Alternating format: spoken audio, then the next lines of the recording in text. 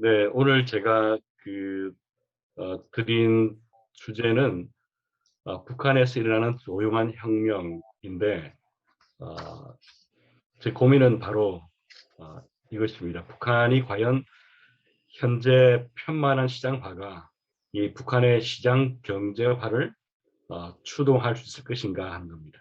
그래서 오늘 이 문제를 가지고 제 생각을 좀 말씀을 드리겠습니다.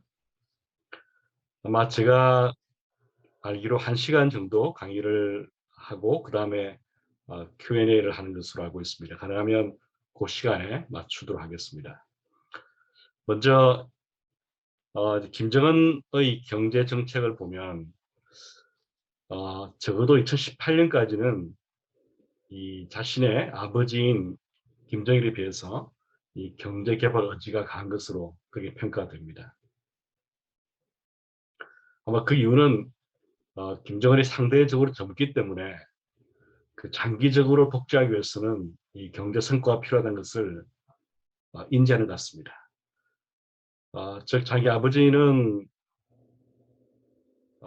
나이가 들어서 이 정권을 잡았기 때문에 이 경제 개발로 인한 체제 유지의 그 개수값이 아마 김정은보다는 적었을 걸로 보입니다. 근데 김정은은 젊기 때문에 이 장기적으로 독재를 하려면 경제 성과가 필요하다는 것을 본인도 인지하고 그것을 위해서 여러 경제 정책 편글로 이해가 됩니다. 그뿐만 아니라 이렇게 좀 이따 보시겠지만 북한 주민 의식도 크게 변화했습니다. 이 변화에 대응한 정책을 펴지 못하면 정권 유지에 아마 문제가 생기겠다 하는 것을 알았을 것입니다. 근데 2018년까지 김정은 시기의 정책을 보더라도 역시 평가는 사회주의 내에서의 개선이다 이렇게 보여집니다. 잘 아시는 것처럼 농업 부분에 토전 담당제가 있는데 이것도 일종의 그 소규모 농가 책임자로서 그 중국의 가족 농보다는 덜 정전된 개혁이라고 보시겠죠. 어느 정도의 그 숫자, 다시 말씀드리면 뭐 두세 가구가 함께 포선을 경영해서 뭐 공동 배분하는 식이니까 아마 북한의 경제 개혁은 이 농업 부분에서도 이 중국의 가족 농화보다는 더 못 미친다 이렇게 보여지고요. 또 기업 부문에서도 이제 중국과 달리 향진 기업과 달리 이 북한에서는 이 기업의 자율권은 부여하지만 이 기업의 이 소유권 개혁은 없는 것으로 보입니다. 물론 밑에서부터 암묵적으로 이 비공식 사유가 일어나고 있지만 그래서 비공식적인 것이고 이 공식적으로 사유 기업을 인정하고 근데 그거를 장려하는 정책은 없다 이렇게 보여집니다. 즉 북한의 이제 개혁 수준은 이 중국의 개혁 개방에 비해서 소극적이고 특히 핵심적인 이 사적 소유권 개혁이 없다 하는 것은 결국 이 사회주의 내에서의 개선이라고 볼 수 있겠습니다. 특히 2019년부터는 이 자력갱생을 주장하면서 국가 주도 경제를 강조합니다. 따라서 이 정책은 기존의 정책과 차이를 보이는데 그것이 상황으로 인해서 부득이하게 이 개혁 정책의 일부 후퇴인지 아니면 원래 의도했던 이 사회주의 경제로 다시 회귀하는 것인지 반전인지 후퇴인지 하는 것은 좀 더 평가가 필요해 보입니다.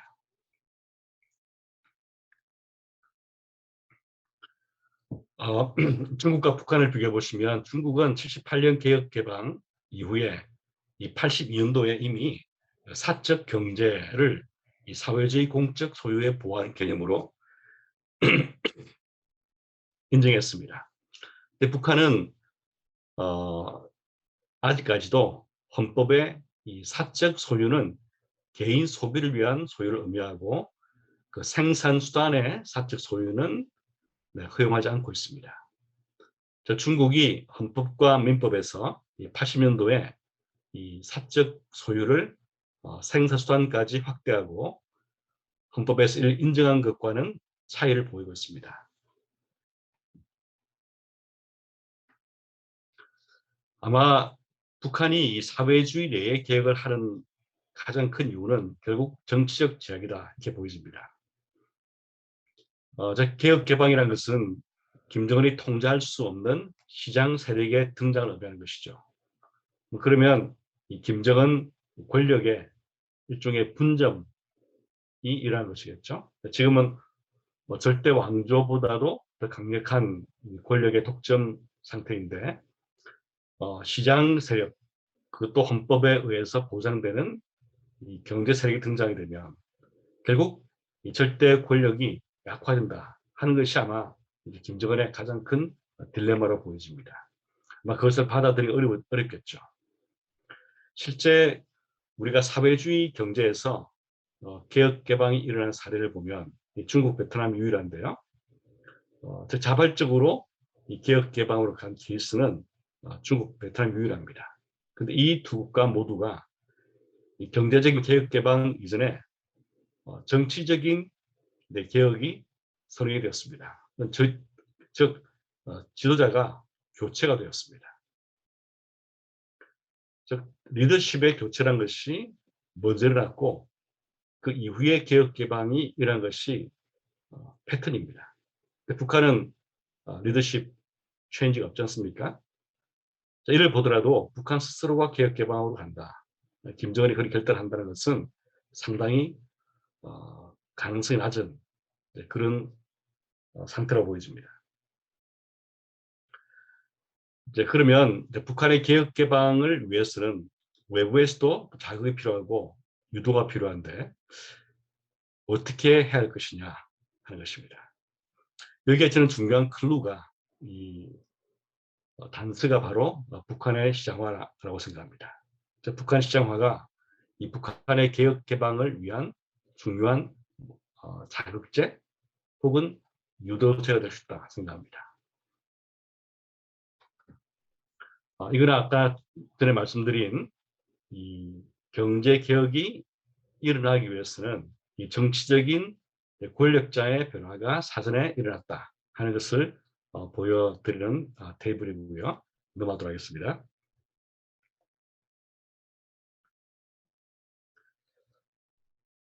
그런데 이제 김정은의 딜레마는 앞에서 말씀드린 것처럼 권력은 독점하고 싶은데 이 북한 내부의 변화는 어찌 보면 근본적으로 일어나고 있습니다. 그게 뭐냐면 북한 시장화가 모노골 효과인데 이것은 북한 주민의 의식을 변화시키고 북한 사회의 권력 관계를 바꾸고 있습니다. 제가 약간 이제 에넥도트처럼 말씀을 드리면 그 가족에서의 그 남편과 아내의 이 권력 관계도 권력 관계로 표현하는 정확한지 모르겠으나 바뀌고 있습니다. 탈북 여성 소설가를 만나서 제가 강의를 그분 하신 말씀을 들어본 적이 있습니다. 이분이 이제 한국에 오셔서 그 소설을 썼는데 그 자기 이야기를 깔고 쓴 소설이라고 해요. 그 내용이 뭐냐면 이제 북한 이야기인데 어떤 여성이 북한에서 시장과 무역 활동을 통해서 큰 돈을 벌었습니다. 이 여성은 성분이 좋지 않아서 북한에서 활동에 제약이 있었는데 이 경제적 기회가 생기면서 오히려 돈을 버니까 그렇죠? 이 권력에 가까이 할 수 있는 기회가 생긴 거죠. 그래서 이 돈을 가지고 남편을 구했답니다. 즉 성분이 좋은 남편과 결혼해서 이 자기 아이들, 또 자기 세대에도 어떤 기회를 잡아보자 하는 생각을 하게 되었고 그 결과 이 가난하지만 성분이 좋은 남편을 골라서 결혼했다 하는 그런 이야기입니다. 시장에 들어가니까 이 돈 버는 사람들이 힘이 커지게 되고 그것이 가져오는 여러 변화가 있습니다. 제가 조금 전에 말씀드린 이 가족 내에서의 이 변화도 즉 예전에 북한의 가장 가부장적인 사회인데 지금은 여성의 힘이 커진 것도 북한 시장 활동하는 가장 중요한 주체가 예전에 여성이었습니다. 지금은 좀 바뀌고 있지만 그래서 여성이 돈을 많이 벌었거든요.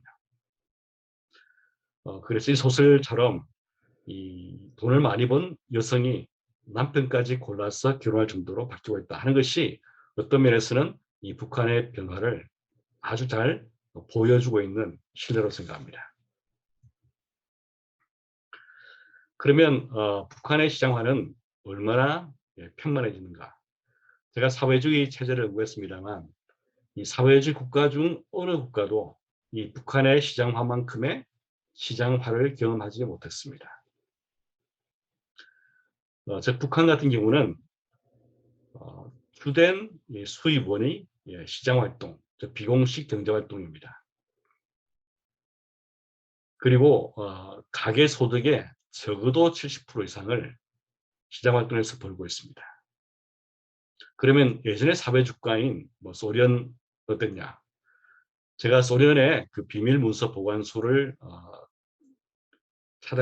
가서 비밀 문서를 봤습니다. 그래서 그걸 가지고 제가 박사 논문을 썼는데 이 박사 논문을 쓰면서 이제 확인한 것은 소련도 비공식 경제가 있었고요. 또 상당히 큰 비중이었습니다. 그럼에도 불구하고 이 소련 가계가 시장 활동을 통해서 본 소득은 총 소득의 16에서 23%입니다. 4분의 1이 안 되는 거죠. 북한은 적어도 70%고 뭐 90%라 해도 틀린 말이 아닐 거예요. 헝가리도 이 동유럽 중에서 비공식 활동이 큰 나라였는데 시장 소득의 비중이 한 25%였습니다. 그러니까 북한은 엄청나게 시장화가 많이 된 나라죠.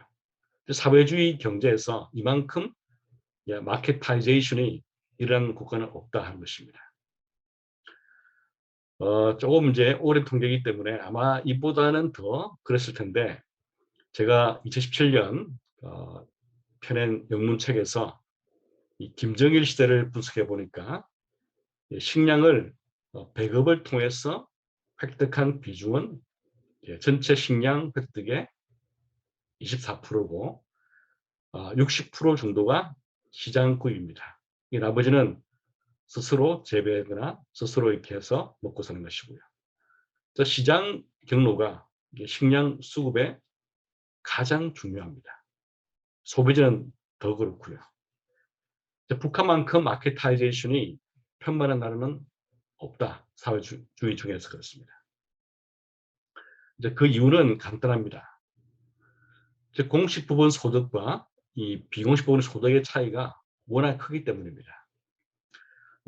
제가 우리 과의 다른 교수들과 조사한 자료 그리고 제가 원작으로 있는 통일평화연구원에서 수집한 자료 똑같이 이 공식 부분 소득과 이 비공식 부분 소득의 큰 격차를 보여주고 있습니다. 하단을 보시면 이 비공식 부분 소득의 중앙값은 27만 5천 원 혹은 40만 원인데 공식 부분의 소득의 중앙값은 2천 원입니다. 즉 1대 137 혹은 200입니다. 당연히 선택해야 되면 이 비공식 활동을 선택하겠죠. 이 공식 부분 소득으로서는 생계 유지가 어렵습니다. 실제 경제 참여도 수준에서도 이 공식 경제는 50% 정도고 이 비공식 활동에 더 많은 가구가 참여하고 있습니다. 70% 이상입니다. 북한은 어떤 면에서 무늬만 사회주의고 실제 북한 경제를 떠받치는 기둥은 시장이다. 이렇게 볼 수 있겠습니다. 다른 한 기둥은 무역인데 오늘 무역 말씀은 들을 시간이 없을 것 같고 시장이 북한 경제를 떠받치는 가장 중요한 기둥 2개 중 하나다. 이렇게 하시면 좋겠습니다. 처음에 이 시장이 생긴 것은 90년대 중후반에 이 고난의 행군 시절에 이 기근을 면하기 위해서 자신이 갖고 있던 여러 가지 가지도구라든지 또 돈을 주고서 식량을 스스로 구입하던 시기 즉 배급제가 무너지면서 비공식적으로 식량을 사고 팔기 위해서 생긴 공간, 그게 시장의 출발점이었습니다. 근데 지금은 시장이 다변화되어서 이 소비뿐만 아니라 생산재나 중간재, 그리고 사금융시장도 있고요. 부동산 시장까지 있습니다. 또 사회주의에서는 절대 있으면 안 됐던 노동시장, 즉 개인이 다른 사람을 고용하기도 합니다. 제가 그 일본에서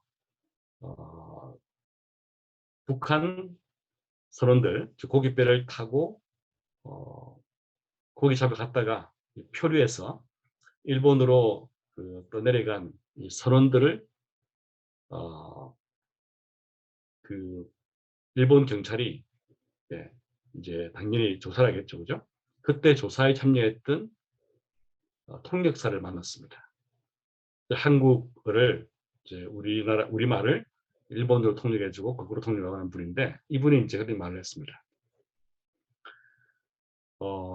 당연히 일본 경찰은 이 사회주의 국가니까 이 고깃배가 국가 소유고 또 이 선원도 어떤 국가 기업에 소속된 사람으로 생각했답니다. 그런데 이 선장이 이 고깃배는 자기 거고 이 선원도 자신이 고용했다는 거예요. 그러니까 자기들하고 생각이 이해가 안 되니까 일본 경찰이 할 수 없이 전문가를 찾아서 이렇게 물어봤답니다. 전문가는 말이 그게 북한의 변화된 모습이다. 이제 고깃배 같은 경우는 대부분 북한의 개인들이 사서 심지어 이 선원까지 고용을 해서 고기 잡으러 가서 잡으면은 일부는 중국에 팔기도 하고 또 이제 이 고깃배를 물리적으로는 어떤 국유 기업에 등록하기 때문에 등록한 대가로 일부 금액을 주고 또 선원들 월급을 주고 이런 식으로 되는 거죠. 근데 사회주의 때 시장이라는 것은 이 마르크스 따르면 이 자본주의의 가장 핵심적인 착취 기제고 소외 기제이기 때문에 있으면 안 되는 거죠. 때 사람이 사람을 고용하는 이제 그런 데까지 진전이 됐습니다. 근데 이제 그 통역사가 또 하시는 말씀 중에 가슴 아픈 게 있습니다. 이 북한 이제 어부들이 밥을 안 먹더래요. 와서 이제 밥을 주니까 일 없다 그러면서 식사를 안 하더라는 거예요. 그 통역사 계속 드시라고 그러니까 일 없다고 그러더라는 거예요. 그 며칠 동안 식사를 안 했대요. 근데 이제 며칠 지나고 아마 통역사랑 조금 이제 말도 트이게 되니까 그랬겠죠. 식사를 그날도 안 해서 어떻게 어디 편찮으시냐 물어봤더니만 그러니까 북한의 그 선원 중 한 명이 잠깐 좀 보자고 그러더랍니다. 그 조용한 데 가서 하는 말이 사실 우리가 돈이 없다 그러더란 거예요. 이 북한 어부들은 이 돈을 주고 이 밥을 사 먹은 줄 알고 먹기를 이제 거절한 거였습니다. 그래서 이 통역하시는 분이 아니다. 이것은 일본 정부가 뭐 공짜로 주는 거니까 열심히 드셔도 돈 낼 필요 없다. 이렇게 말하니까 이제 그 전까지 먹지 못했던 것의 몇 배를 이제 드시더라. 이런 말을 한 적이 있습니다. 근데 시장이란 것은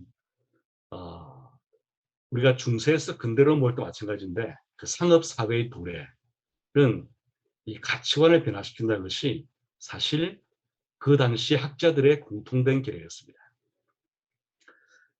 아담 스미스도 이 상업이 도입되는 나라에서는 항상 도덕과 정확성이 뒤따른다. 이런 이야기를 한 적이 있습니다. 흥미롭게도 아담 스미스 스코티시인데 그 이어서 하는 말이 유럽에서 가장 도덕이 발전한 국가는 화란이다. 화란. 그 다음 잉글랜드고 스코틀랜드는 꼴등이다. 이렇게 하겠습니다. 그 이유를 가장 상업이 발달된 나라가 화란이고 제일 발달이 안 된 나라가 스코틀랜드 때문이다. 이렇게 이야기합니다. 즉 상업에 들어가면 이 도덕이 발전한다 하는 것이 아담 스미스의 중요한 견해인데 이걸 좀 불호 해석하면은 이 상업이라는 것은 가치관을 변화시킨다는 겁니다. 어떻게? 이 경제하는 인간으로, 경제인으로 호모 에코노미쿠스로 변화시킨다는 겁니다. 이 몽테스큐도 그랬고요. 또 최근에 허시만까지도 상업이 가지고 오는 가치관 변화에 주목해서 말을 했습니다. 자, 이런 그 당시에 이 사회과학자 또 철학자 이런 분들의 어찌 보면 비실전적인 거죠. 계량 분석을 한 건 아니지 않습니까? 하지만 이제 관찰한 거겠죠.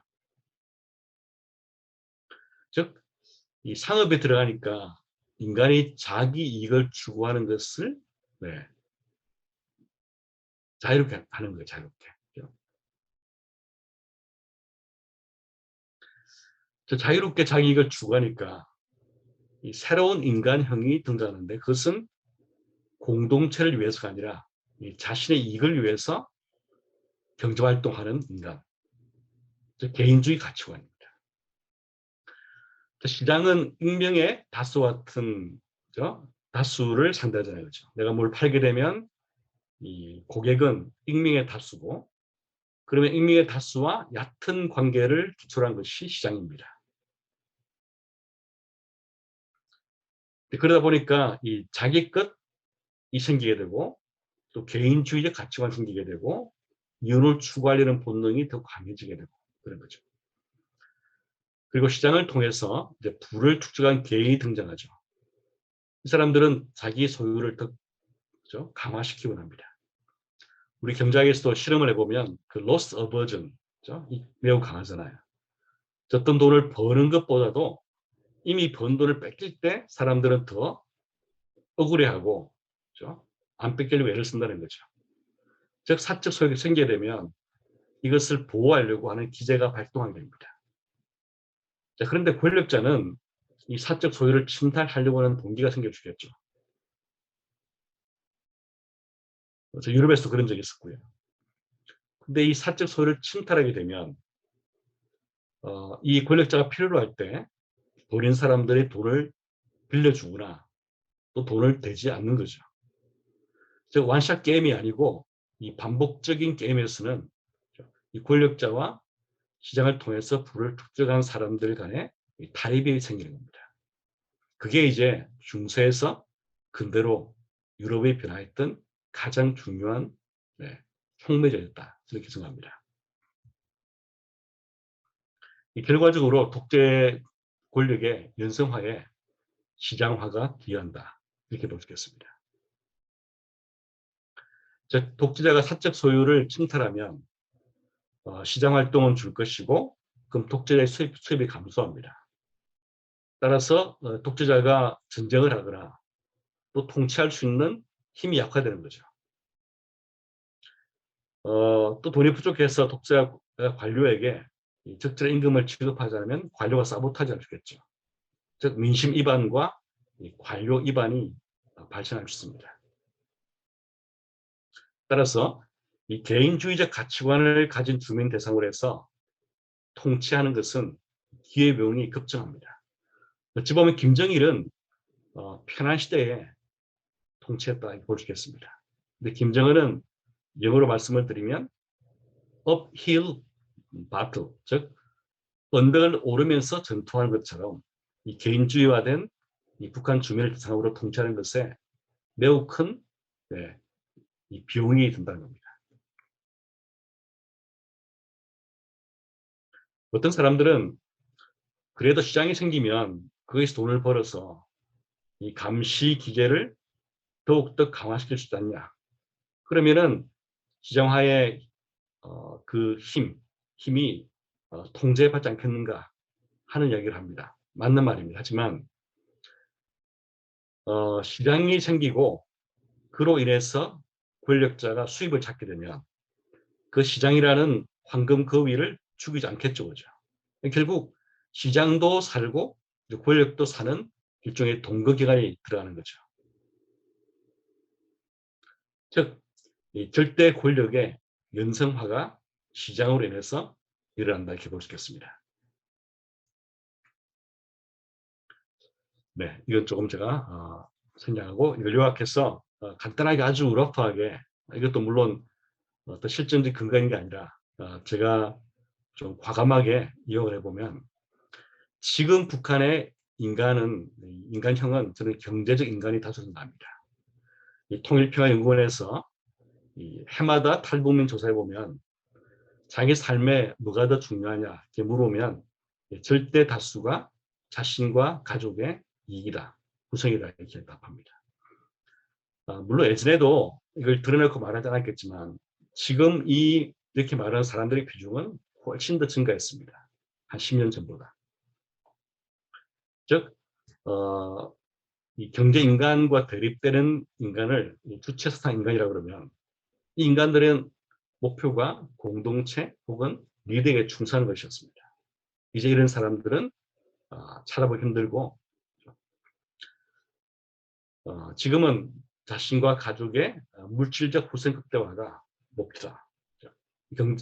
경제행동은 경제적 인간은 이익을 위해서, 주체상의 인간은 지시한 대로 행동하고, 그다음에 정치적 태도는 주체형 인간이 무조건 복종하는 반면에 경제적 인간은 조건적 복종과 타협이다. 즉 자신이 돈벌이에 간섭하지 않는 한 내가 김정은을 우리 통치자로 인정할 용의가 있다. 하지만 나의 돈벌이에 이렇고 저렇고 하지 마라. 특히 김정은이 도와준 게 뭐냐? 제가 간접적으로 이제 그 북한 주민과 얘기를 해보면 간접적이라는 걸 직접 못하니까 다른 분을 통해서 이렇게 물어보고 이런 것들을 들은 이야기입니다. 그 북한에서 예를 들어서 이제 데모를 이렇게 해야 되는데 뭐 반미 데모이지 않습니까? 반제 데모 같은 거. 예전에는 그 데모하러 모으기가 쉬운 것이 이 데모를 하러 가나 아니면 직장 가나 배급받으니까 차이가 없어요.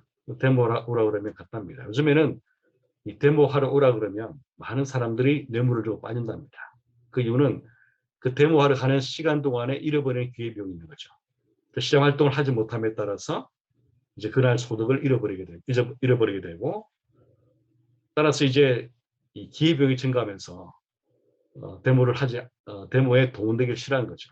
그 뇌물을 좀 많이 빠지고 실제 뇌물을 주지 못해서 동원되더라도 마음속에는 그렇죠? 불만이 있겠죠. 따라서 이것이 이제 변화된 북한의 경제적 인간이고 이런 경제 인간을 대상으로 통치하는 김정은의 그 통치 비용은 증가하고 있다. 이렇게 보여집니다. 그러면 과연 그런 실정적인 증가가 있느냐? 이제 그 부분에 대해서 말씀을 드리겠습니다.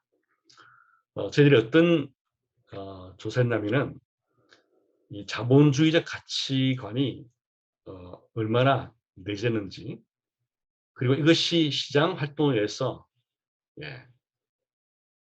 변화된 것인지를 보기 위해서 이렇게 조사를 해봤습니다. 먼저 남한 출신 주민하고 SK입니다. 그 다음에 이제 탈북민 그룹 모았는데 이 탈북민 그룹은 두 그룹으로 또 분류를 했습니다. 한 그룹은 이 북한에 있을 때에 시장 활동을 안 한 분들이고 난 파티스펀트입니다. 한 분들은 이제 파티스펀트, 시장 활동 한 분들입니다. 이 세 그룹 대상으로 해서 이 자본주의적 가치가 얼마나 내재는가를 평가한 것이 이 그림인데요. X축을 보시면 오른쪽 갈수록 이 자본주의를 더 지지하는 겁니다. 그럼 자본주의가 뭐냐? 이 자본주의는 저희들이 생각할 때 세 가지입니다. 국유보다는 사유를 선호하고 또 월급을 똑같이 받기보다는 성과에 따라서 받는 것을 더 수용하고 그 다음에 이제 경쟁이 필요하다 하는 것을 인정하는 것입니다. 즉 경쟁, 사유, 성과급 이 세 가지를 가지고 설문을 해서 그 점수를 내가지고 총계를 낸 것이 이 X축입니다. 오른쪽 갈수록 이 자본주의를 더 지지하는 것입니다. 이 보신 것처럼 이 자본주의를 가장 지지하는 사람들은 연두색, 즉 SK, 남한 출신 주민입니다. 하지만 두 번째 그룹은 이 탈북민 중에서 시장 활동을 한 분들이고 가장 적게 지지하는 사람들이 안 한 분들입니다. 반면에 이 사회주의를 더 지지한 쪽으로 하게 되면 가장 높은 사람들이 NK, 난 파티스펀츠고, 그렇죠? 가장 덜 지지한 사람들이 SK, 남한 출신이고 중간이 북한에 있을 때에 시장 활동을 한 사람들입니다. 시장 활동 해보면은 이 사회주의가 거짓말이다. 이 맞지 않는다. 그 자본주의는 스스로 번영의 기회를 주고 자유롭게 하는 반면에 이 사회주의는 억압적이고 번영 기회를 앗아간다 하고 생각하는 거죠. 따라서 이제 가치관이 이 자본주의 쪽으로 옮겨가는 겁니다. 이것은 이제 그림이지만 저희들이 이제 실증 분석, 회익 분석 해봐도 마찬가지입니다. 종속 변수로 이 자본주의 지도를 놓고 독립 변수로 여러 가지 통제 상태에서 시장 활동을 하고 또 얼마 했는가를 보면 그 변수가 유의합니다. 북한에서 비공식 경제 활동을 하게 되면 하지 않은 사람에 비해서 남한 출신 주민의 평균적인 자본주의 시도에 36% 가까워집니다. 쉽게 말씀드리면 남한 출신의 자본주의 지도가 100이라고 그러고 탈북민 중에서 북한에 있을 때에 시장 활동 안 한 사람들의 자본주의가 0이라고 그러면 한 사람들은 그 중간, 그렇죠? 한 36% 정도의 자본주의 지도인 거예요. 즉 36의 크기만큼의 그 시장 효과가 드러나는 거죠. 이것이 점점 더 오래 기간 지나게 되면 더 증가하겠죠, 그죠?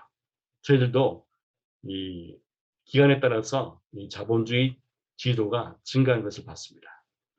오랜 기간 동안 자본주의 활동하게 되면 이 자본주의를 더 학습하게 될 뿐만 아니라 이 자본주의를 더 믿고 지지하는 거죠.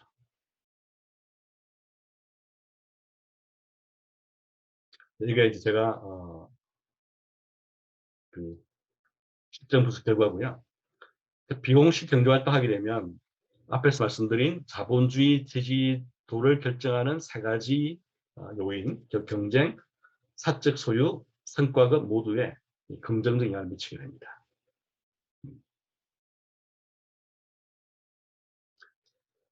상대적 비교를 위해서 한국 대학에서 4년 공부하게 되면 자본주의를 더 지지할 수 있겠죠, 그죠? 자, 그 크기만큼 비공식 경제 활동을 2.4년하면 효과가 나옵니다. 지금 한국에서 교육받는 것보다 북한에서 몸으로 시장 활동하는 것이 자본주의를 더 빨리 지지하도록 만드는 것입니다. 그만큼 효과가 큽니다. 반면 노동당원, 군 복무, 북한 교육은 자본주의 지도와 무관합니다. 시장 활동이 핵심적인 겁니다. 북한이 생활총화 또 당원 교육 시켜도 이 자본주의를 덜 지지하게 만드는 효과는 없습니다. 북한이 공식적인 프로파간다를 많이 하고 있지만 뭐 생활총화 등 이 생활총활로 바뀌는 인간형보다는 그건 거의 없고 말입니다. 시장 활동을 통해서 몸으로 체험하는 자본주의를 선호한 쪽으로 바뀌는 효과는 분명히 드러납니다.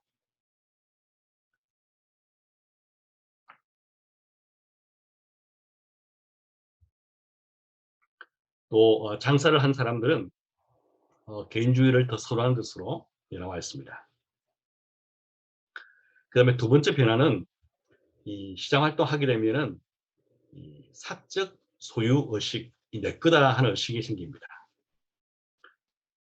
이건 최근에 이제 저희들이 그 논문을 써서 파블리시한 결과인데요. 이 경작 실험을 했습니다. 어떤 실험이냐면은 탈북민 그룹과 우리 남한 출신 주민들을 모아서 이 소득의 유형을 달리해서 그에 반응하는 정도를 측정했습니다. 어떤 소득이냐면 자신이 노력해서 번 소득. 이건 내가 노력했기 때문에 그런 생각이 더 강하겠죠, 그죠? 그 다음에 주어진 소득. 이거는 우리가 임의로 어떤 소득을 배정한 겁니다. 그다음 공동소득.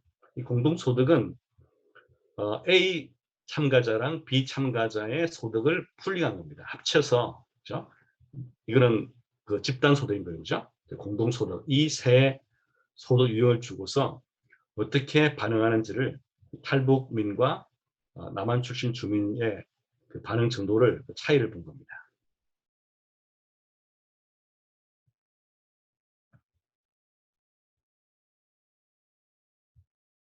그런데 흥미로운 결과는 이 남한 출신 주민은 자기가 노력해서 벌었던 아니면 어떤 그 로또처럼 그냥 떨어진 것이든 아니면 다른 사람과 공동으로 이렇게 갖게 된 소득이든 차이가 없습니다.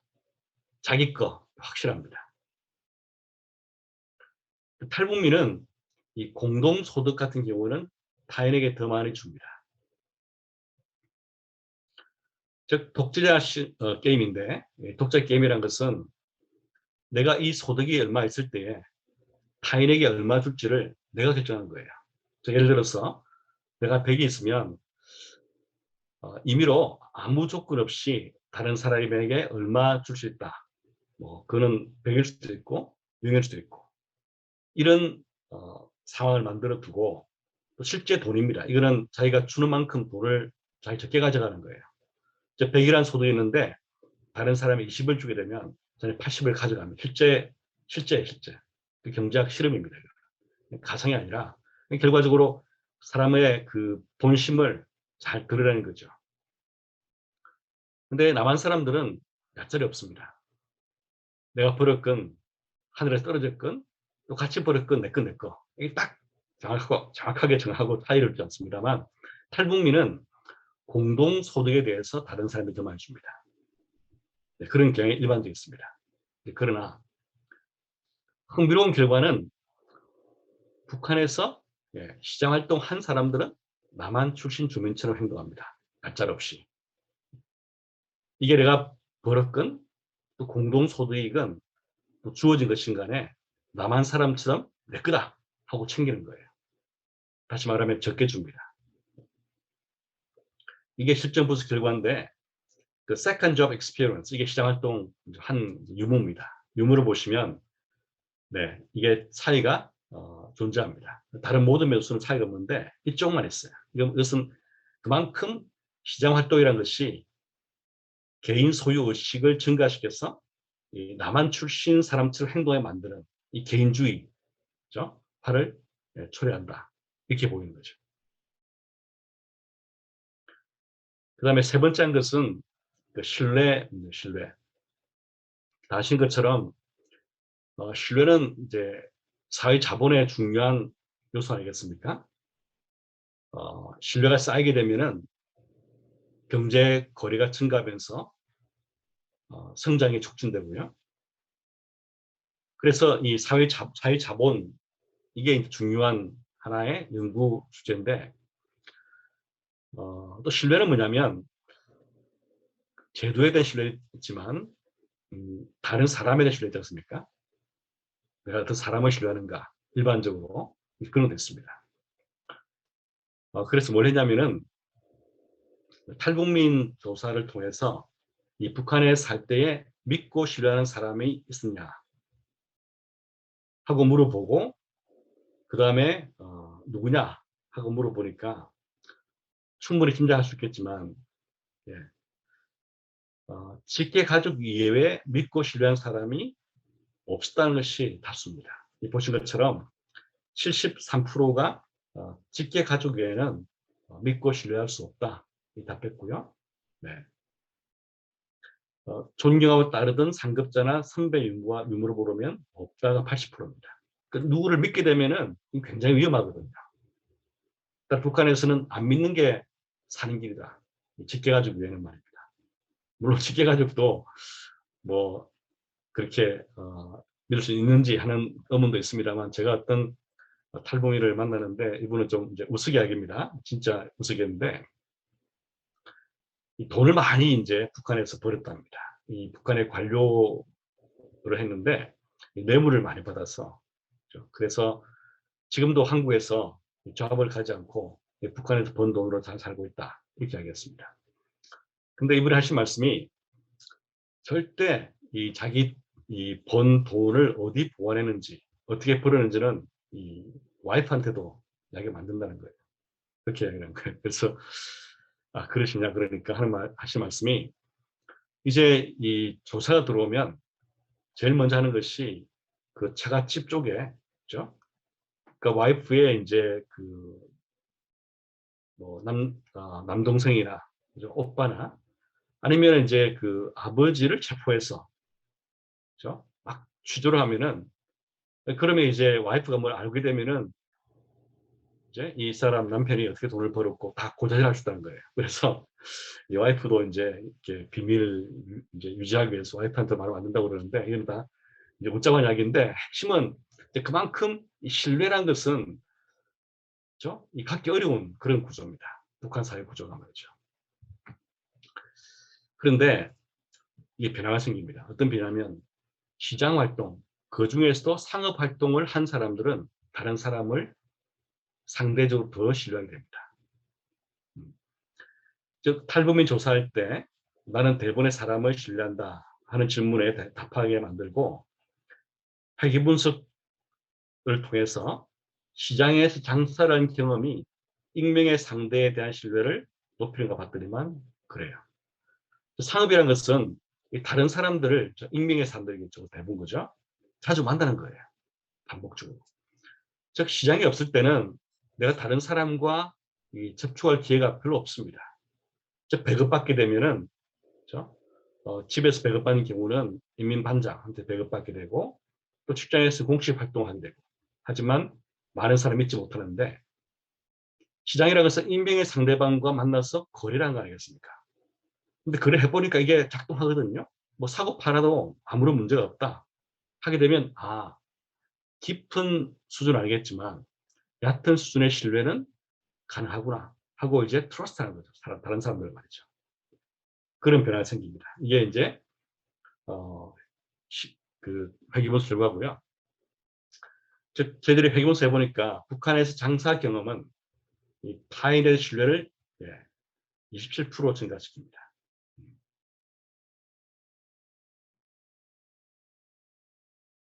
이게 북한 체제에 어떤 의미가 있냐?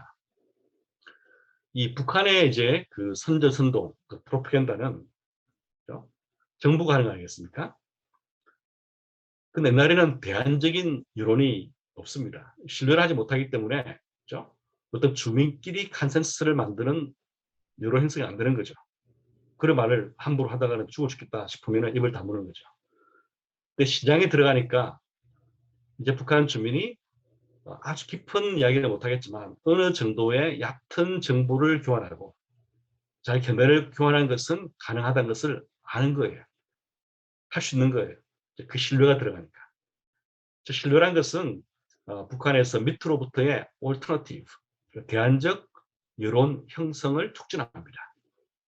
공식 프로파간다가 있지만 이 프로파간다와 대립될 수도 있는 그런 자생적인 여론 형성 기능이 시장을 통해서 신뢰가 증가함으로써 일어나는 거예요.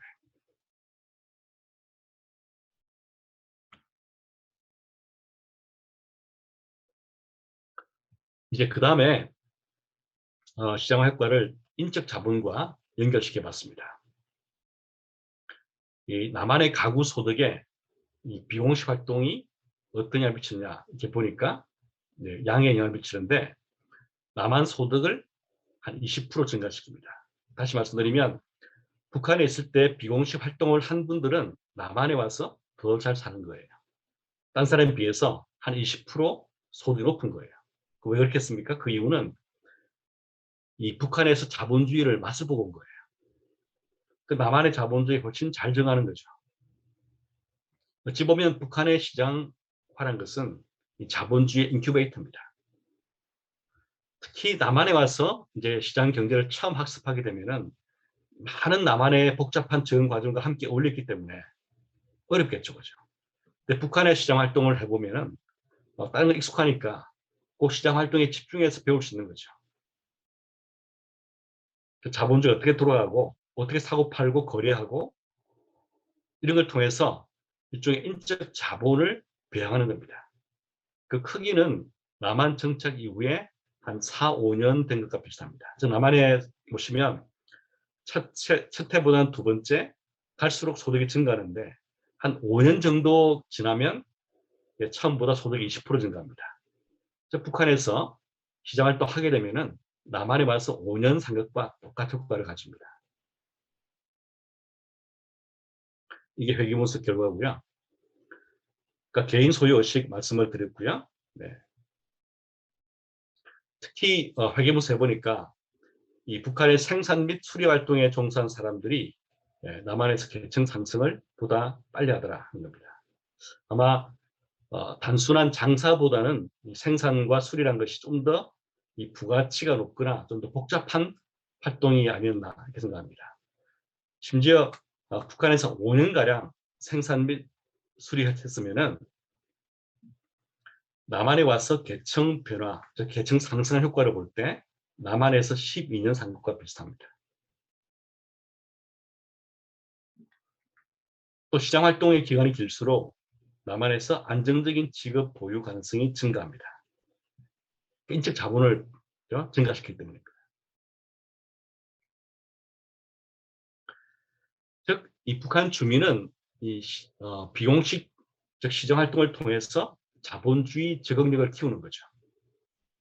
어떻게 이 시장 메커니즘이 작동하고 이것들을 통해서 이 자본주의에서 생존하는 법, 더 나아가 자본주의를 통해서 잘 사는 법을 터득하는 거죠. 사실 이런 연구 결과들은 제가 이전에도 있습니다. 그래서 제가 지난 그 두 보선부 때부터 북한의 시장화를 촉진하는 정책이 대북 정책 핵심이 된다. 그렇게 주장했습니다. 뭐 일화 또 이제 뭐 다른 데 가서 이렇게 말씀하시고 이렇게 하지 마시고요. 제가 이제 칼럼을 쓰니까 뭐 지난 정부 때 어떤 이제 정책 결정자가 제 칼럼을 보시고 대북 정책에 관해서 얘기를 좀 하자 해서 만났습니다. 그 제가 이야기를 했습니다. 이제 북한의 이런 시장화를 통해서 우리가 북한 내부를 변화시킬 수 있는, 물론 그 얼마나 크게 또 얼마나 빨리 그는 참 모르는 얘기입니다. 하지만 가능성이 열려있기 때문에 우리가 북한하고 아무런 인게이지 없이 계속 가게 되면 남한도 패자, 북한도 패자가 될 수 있다. 그때는 핵실험 이게 가능했지만 지금처럼 급박한 문제가 되지 않습니까? 따라서 정책 공간이 있습니다. 그래서 북한과 더 인게이지하시라. 핵심은 북한 시장화를 촉진하도록 정책을 펴는 것이다 하고 말씀을 드렸습니다. 아마 제 칼럼을 열심히 보셨기 때문에 이분도 제 말씀을 들어보시고 동의를 했습니다. 근데 마지막 질문이 제 가슴을 아프게 했습니다. 교수님, 다 동의하는데요. 그럼 우리 보수 유권자한테는 뭐라고 말해야 됩니까? 한국의 이제 보수 분들은 북한에게 아무 주지 말자. 아무 지원도 하지 말고 아예 관계를 끊고 내버려 두자. 이런 분도 계시잖아요. 그런 분들한테 어떻게 설명합니까? 어떻게 말합니까? 이렇게 물어보는 거예요. 제가 조금 실망이 됐습니다. 왜냐하면 그걸 하라고 정책 결정자가 있는 거 아니겠습니까? 그걸 하시라고 대통령이 된 거 아니겠어요? 근데 그걸 저한테 물으면 어떻게 합니까? 학자한테. 학자는 그 정치적 영역까지 제가 감당할 필요가 있습니까? 그거는 정치인, 또 장관, 또 정책 결정자 하는 거 아니겠습니까? 그래서 저에게 그분들을 설득할 수 있는 뭐 논리를 뭐 달라 이런 말씀처럼 보였습니다. 물론 들을 수 있겠지만 실망했습니다. 사실 지난 두 보수 정부의 대북 정책 높은 점수 주기 어렵습니다. 그때 만약에 시장화가 더 촉진되어서 우리 레버리지가 커졌으면 이 북한의 핵 문제가 어떤 면에서 이렇게까지 불거지지 않을 수도 있습니다. 물론 뭐 완벽하게 답을 못하는 거죠. 하지만 저는 아직까지 기회가 있다고 생각합니다. 왜냐하면 앞에 말씀드린 것처럼 이 북한 주민의 가치관 변화는 거의 불가역적입니다. 저 시장이라서는 누룩처럼 퍼지기 시작하면 계속 퍼집니다. 인간 본능이기 때문에 그렇습니다. 아담 스미스가 국부론에서 설파하는 것과 동일합니다. 더 나아가서 시장 활동은 북한 사회의 근간을 흔들고 있는데 그중 하나가 뇌물입니다. 사실 사회주의 체제 붕괴의 가장 중요한 원인 중 하나가 부패, 뇌물입니다. 즉 통치자가 뭘 말을 하더라도 이 뇌물을 받아먹은 관료가 사보타지하는 거예요. 움직이지 않는 거죠. 여러분 고르바초프 시대 보시면 이해가 되었습니까? 그때 비공식 활동을 하게 되면 이 뇌물 공여 확률이 60% 증가합니다. 즉 관료들은 대부분 다 공식 직장에서 일해야 되는데 그 월급으로 못 사는 거죠. 그리고 관료 거의 다 뇌물을 받습니다. 즉 시장 세력에 뇌물을 주고 관료는 뇌물을 받고 또 관료들은 시장 세력에게 일종의 보호막을 펴주는 거죠. 관경 유착 경제입니다. 그렇죠? 북한은 관료가 경제 세력에 착되어서 관료 뇌물을 받고 경제 세력은 보호를 받고 하는 구도입니다. 북한에서 뇌물의 비중은 보신 것처럼 연평균 지출의 한 10% 정도 미칩니다. 100을 벌면 10 정도를 뇌물로 씁니다. 제가 간단하게 계산해 보니까 이 소련 말기보다도 그 GDP 대비 뇌물의 비중이 한 3배쯤 높습니다. 소련도 또 지금 러시아도 얼마나 부패가 심각합니까? 그런데 그보다도 3배가 높다는 것은 부패 순위를 보면 북한이 아마 금, 은, 동메달 내줄 겁니다.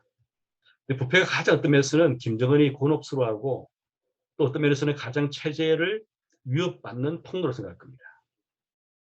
당연히 김정은이 최근에 반부패 운동하는 게 그렇죠? 제가 강의를 한 거를 봤든지 아니면 어디 들은지 모르겠습니다만 그 문제를 아는 것 같아요. 근데 그렇다 한들 관료들에게 적정한 월급을 주지 못하는 한 부패가 없어지겠습니까? 안 되겠죠, 그죠?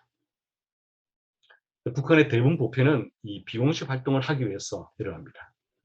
장사하기 위해서 또 사업하기 위해서 이런 것이 대부분입니다.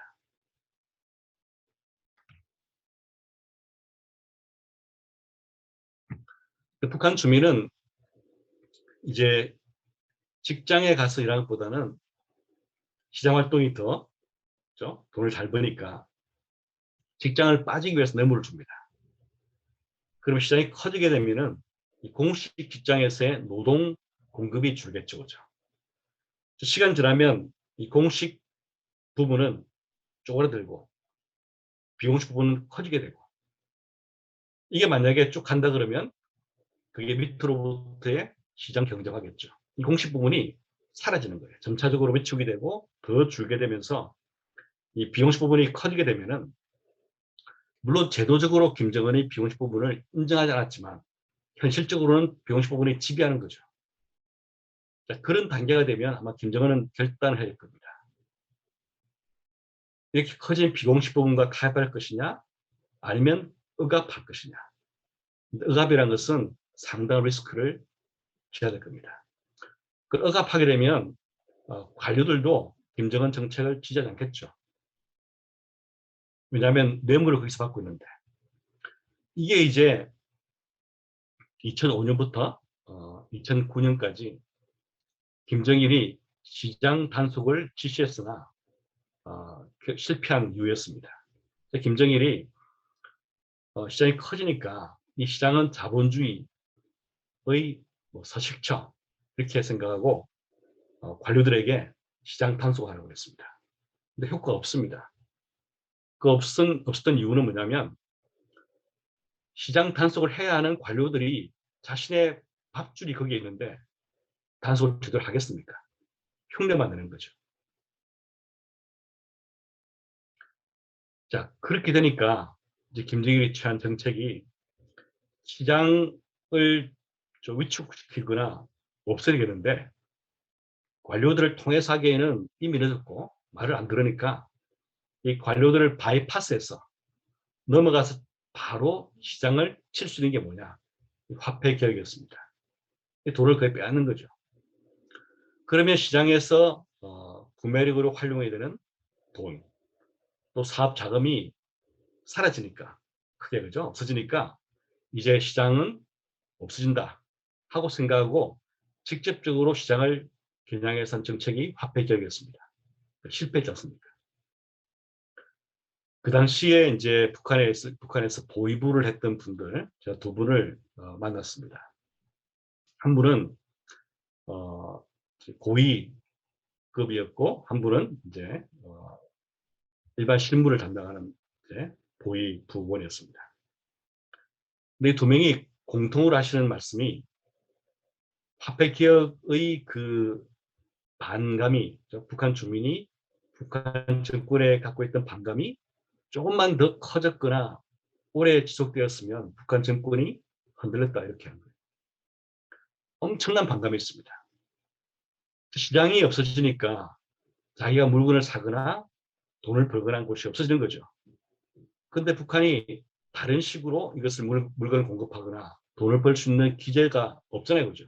이 공식 경제가 거의 작동 못 하는데 시장마저 문 닫게 하니까 돈을 빼앗아 버리니까 어디로 가서 어떻게 먹고 삽니까? 엄청난 반감이 있다고 그래요. 그래서 자기들이 보고서를 쓸 때 빨리 이 화폐 개혁의 과오를 인정하고 이걸 되돌리지 않으면은 정권이 위험하다 하는 보고서 썼다는 거죠. 그 두 분이 독립적으로 동일한 말씀을 했습니다. 결국 시장이 들어가서 이 근본에 자리 잡고 있으면 시장을 억압하는 정책은 매우 리스키합니다. 즉 지금보다 시장이 더 팽배하게 되면 이제 김정은 어떤 순간에 현실적으로 시장이 너무 커져서 이거 다 해버릴 것이냐 아니면 억압해서 없앨 것이냐 선택할 때 후자를 택한다 그러면 목을 내놓고 택해야 좋습니다.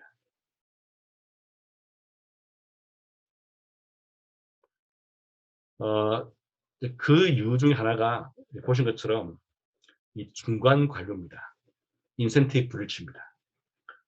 지금은 이제 김정은이 이제 최고 권력이겠지만, 그렇죠? 많은 북한 주민은 시장에서 돈을 벌고 있습니다. 중간 관료는 월급으로 못 살기 때문에 뇌물을 받습니다. 그러니까 중간 관료는 눈이 두 개인데 이 두 눈을 가지고서 봐야 할 대상이 다른 거예요. 한쪽 눈으로서는 정치 권력을 쥐고 있는 김정은을 봐야 됩니다. 다른 쪽 눈은 자기에게 뇌물을 주는 시장 참여자들을 봐야겠죠. 정치적으로는 김정은에 충성해야겠지만 경제적으로는 시장에 충성해야 먹고 삽니다. political loyalty하고 economic loyalty가 misaligned 되어 있습니다. 분리되어 있습니다.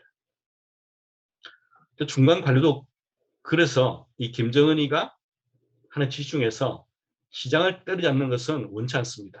그러면 자기 밥줄이 사라지기 때문에.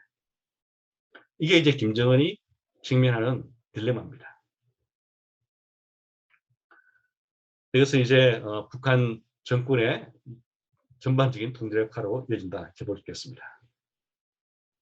이 보시면 비공식 경제활동을 한 사람들은 북한 언론을 덜 신뢰합니다. 이 비공식 활동한 사람은 언론을 얼마나 신뢰하냐 물어보면은 보신 것처럼 이 불신이 높고요. 그러니까 빨간 표시가 비공식 활동한 사람들인데 불신이 더 많고 신뢰는 더 적습니다.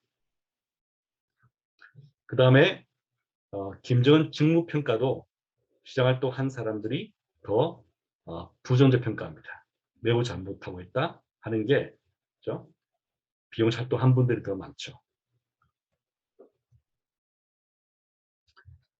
자, 그래서 단기적으로는 시장 활동이라는 비공식 부분이라는 것이 공식 부분과 상호 보완적 공조를 가능했지만 중장기로 하게 되면 효율성이 더 높고 동기부여가 더 강한 이 비공식 부문이 압도할 수 있겠죠. 그때 김정은이가 뭘 선택할 것이냐. 중국처럼 쌍궤지를 통해서 점진적이지만 자본주의로 갈 것이냐. 아니면 그 자본주의화를 막기 위해서 싸울 것이냐. 후자는 앞에서 말씀드린 것처럼 아마 적을 자기 목을 내놓고 하는 전투가 될 것이다 생각합니다. 네, 이상입니다. 감사합니다.